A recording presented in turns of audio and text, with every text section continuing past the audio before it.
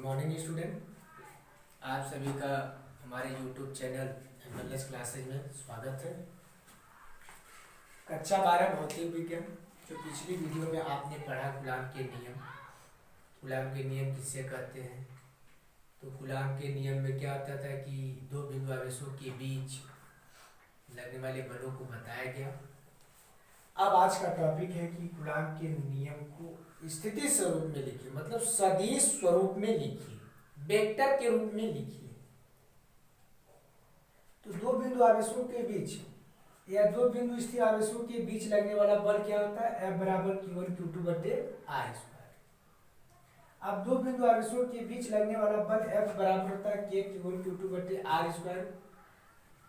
अब सदिश स्वरूप में लिखने के लिए हमने माना कि निर्देशांक ज्यामिति x और y है, जिसका मूल बिंदु O है,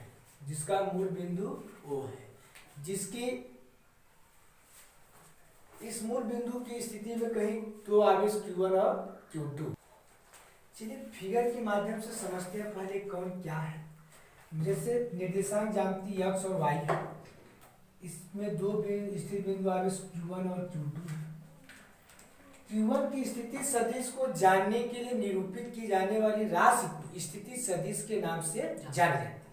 किसी भी सदिश की स्थिति जानने के लिए दिखाए जाने वाली राशि को स्थिति सदिश कही जाती है।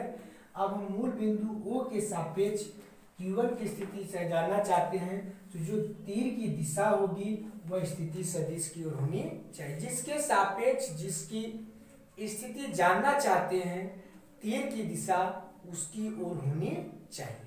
तो हम मूल बिंदु O के सापेक्ष Q1 की स्थिति सदिश क्या मान लिए?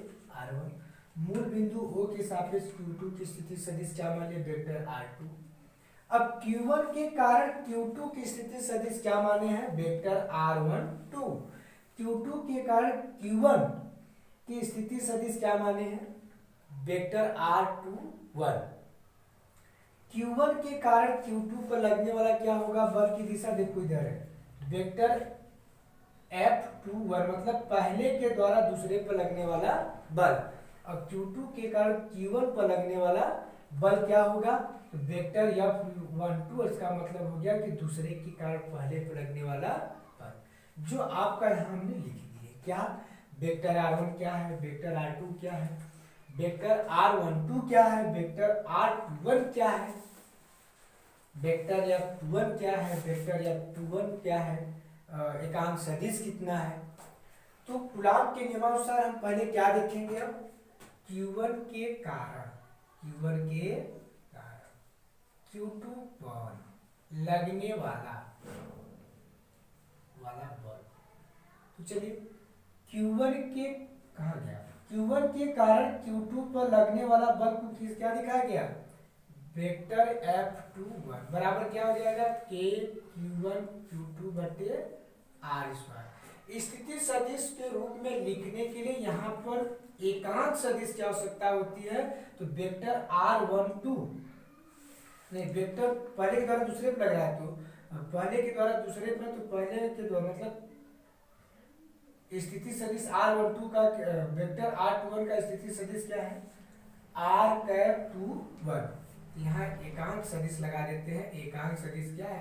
R21। अब Q2 के कारण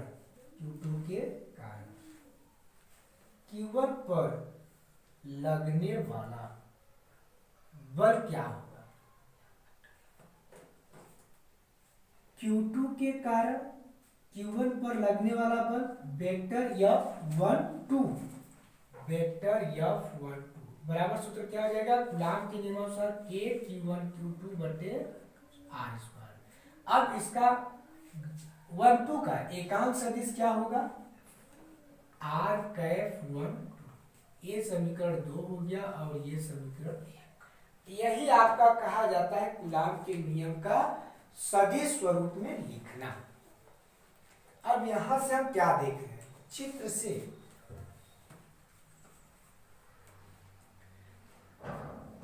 आप वेक्टर R12 का एकांक सदिश R कैफ 12 तथा वेक्टर R21 का एकांक सदिश आर कैप 1 आपस में बराबर है, लेकिन एक की दिशा इधर है तो एक की दिशा इधर है, तो इसको हम क्या दिखाते हैं, R vector R cap 1 2 vector R cap 1 2 और आर कैप 1 आपस में बराबर है, लेकिन दिशा में क्या है, विपरीत है, तो हम इसे समीकरण 3 का मान मतलब आर कैप 1 2 का मान समीकरण 2 में रखने, समीकरण 2 से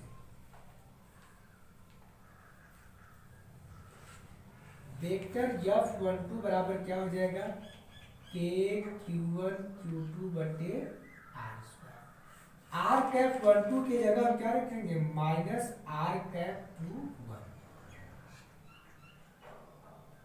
अब ये गुणा करने पर माइनस कहाँ चला जाएगा आगे, तो के Q1 Q2 बटे के are square are cap 2 1 F12, ये समीकरण 4 हो गया। अब लास्ट आपका पॉइंट चल रहा है क्या, समीकरण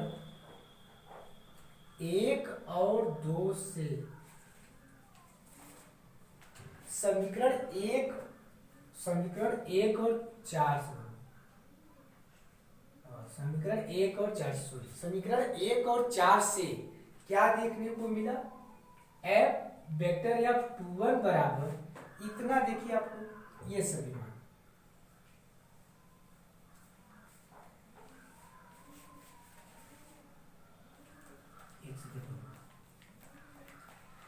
के Q1 Q2 बटे आर स्क्वायर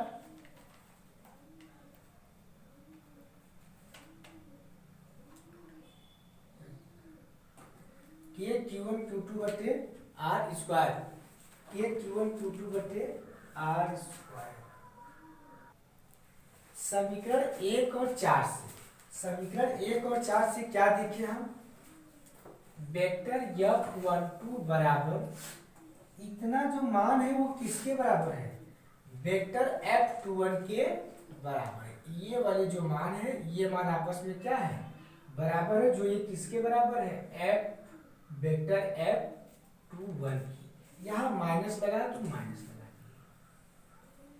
इससे क्या निष्कर्ष निकला कि दूसरे के कारण पहले पर लगने वाला बल और पहले के कारण दूसरे पर लगने वाला बल आपस में क्या होते हैं, बराबर होते हैं, लेकिन ऋण चिन्ह से यह निष्कर्ष निकला कि दिशा में क्या होते हैं, विपरीत होते हैं। अर्थात आप समझ गए होंगे कि न्यूटन का तृतीय नियम यही कहता है, हम एक वस्तु पर बल लगाते हैं तो दूसरी वस्तु भी हमारे ऊपर उतना ही बल लगाती है, अर्थात क्रिया प्रक्रिया का नियम कहा जाता है। इससे क्या निष्कर्ष निकला कि कूलाम का नियम न्यूटन के तृतीय नियम का पालन करती है, कूलाम का नियम न्यूटन के तृतीय नियम का पालन करती है। आज का टॉपिक आज समाप्त होता है। अब अगली वीडियो में आप वैद्युत क्षेत्र व वैद्युत क्षेत्र की तीव्रता का अध्ययन करेंगे। यदि यह वीडियो आपको पसंद आए तो आप सब्सक्राइब और लाइक करना ना भूलें।